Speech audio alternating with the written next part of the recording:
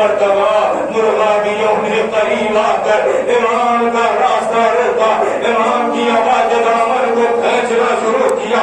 امام نے اپنی لہتے جگر سے اتار کر کے کہا، اے میری لہتے جگر، اگر ان کا رزق دے سکتی ہو تو انہیں گھر میں رکھنا، ورنہ آزاد کر دینا، یعنی جانوروں کا بیچ نہ گیا۔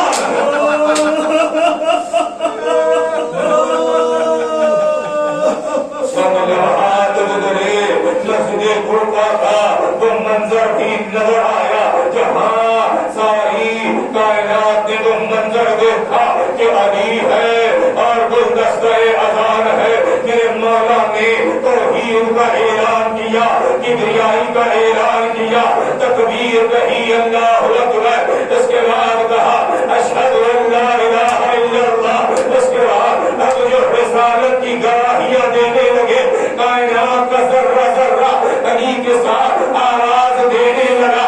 ہاں عزادارو، ابھی کچھ دیر نہ گزری تھی کہ وہ ظلم ہوا کہ ہر علی نے سجدے میں سر پر اختیار بتایا، سر اٹھا نہ سکے،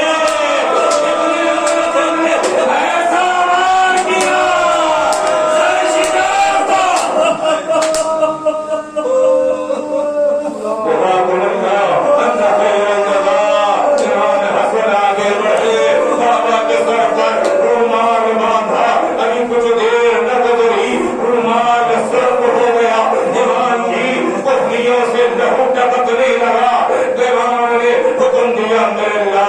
نماز پڑھائی جائے، امام حسن مجتبیٰ نے نماز پڑھائی۔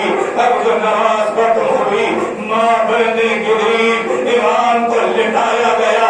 جیسے ہی سواری امام کی طرف شرف کی طرف جانے لگی، امام کی آنکھوں سے اشک جاری ہے۔ امام